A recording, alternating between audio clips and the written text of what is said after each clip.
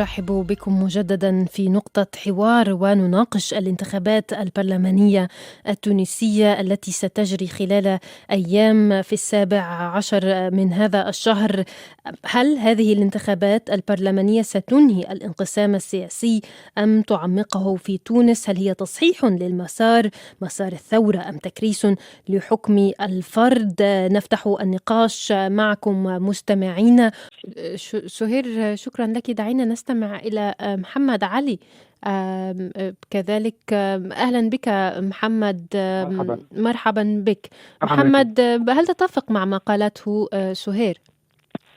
حقيقة أنا أتفق معها كمال الاتفاق.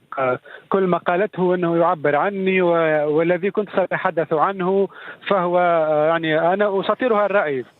فالرئيس قيس سعيد حقيقة كنا نأمل فيه الكثير منذ البداية، وقبل الانتخابات كنا نأمل فيه الكثير، وهو يعني سوف يغير في حال المجتمع التونسي اقتصاديا واجتماعيا وغيره.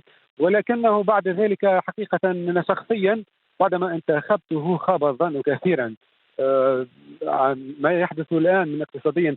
غياب الحليب، غياب المنتجات الحليب والسكر والطحين كما تحدثت، يعني والعديد من المواد الأساسية الأخرى التي يفتقرها اليوم الشعب.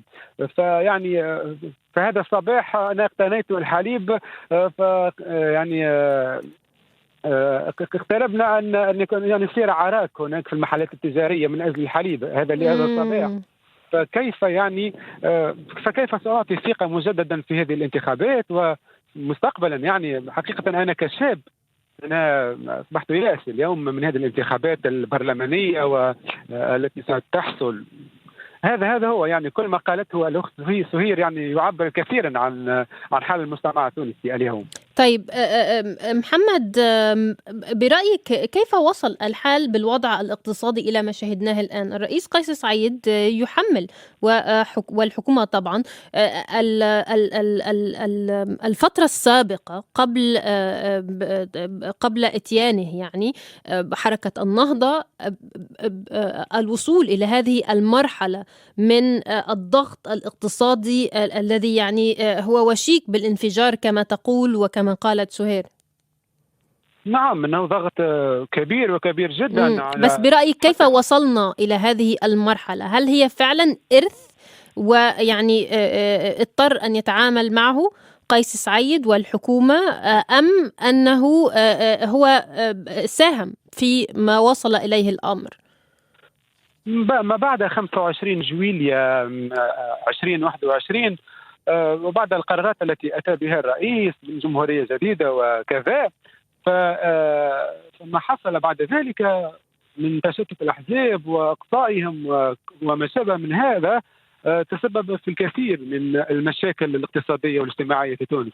هكذا يعني هذا هو الحال. هذه الأسباب ربما التي أدت إلى تأزم الوضع في البلاد ما بعد 25 جويلية.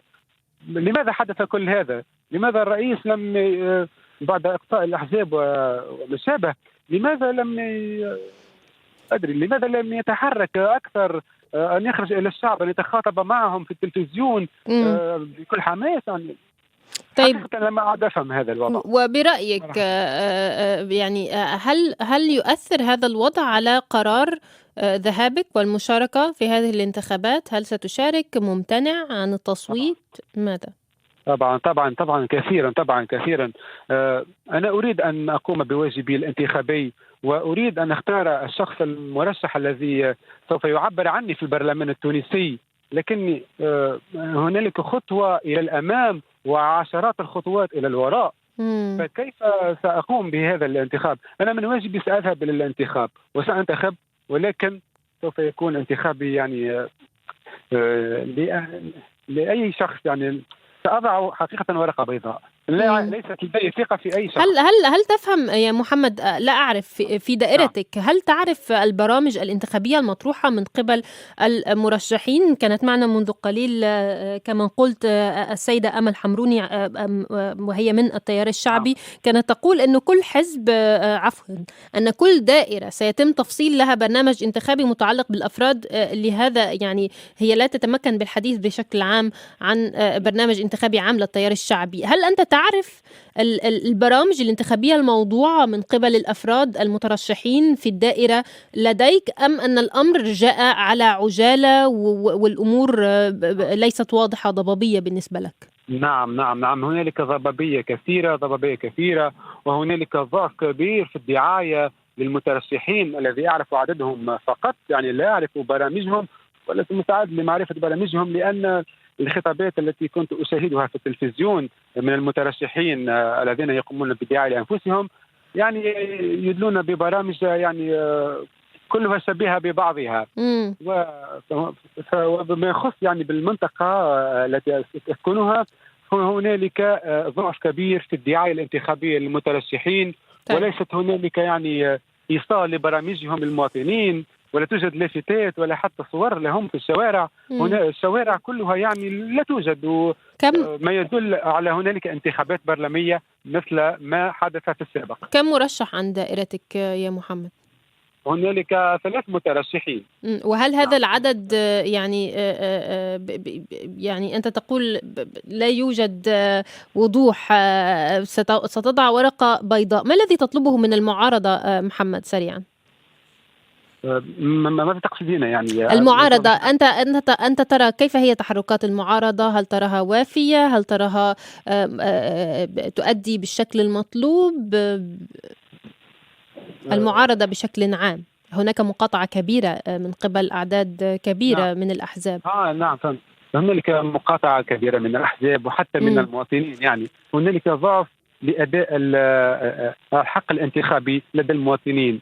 عندما تسألهم هل ستذهبون للانتخاب، فمعظمهم يقول لا، ولن أعيد الكرة، لن أعيد الخطأ، هكذا شيء من هذا القبيل يعني. طيب، شكرا محمد. ابقى معي، سأذهب إلى مهدي تونسي في بريطانيا. أهلا بك معنا مهدي. محمد ومن قبله سهير تحدثا عن فكرة أن يعني هذه الانتخابات تأتي في أجواء مشحونة صعبة، ضغط اقتصادي هائل وكبير. محمد كاد أن يدخل أو شهد اشتباكا في المحل اليوم لمجرد شراء الحليب، نقص في السلع الأساسية الغذائية. الوضع صعب جدا، برامج انتخابية غائبة في رأيه، دعاية انتخابية غير واضحة. كيف تنظر إلى هذه الانتخابات؟ هل يمكن أن تكون نقلة وبداية جمهورية جديدة فعلا كما يقول الرئيس قيس سعيد؟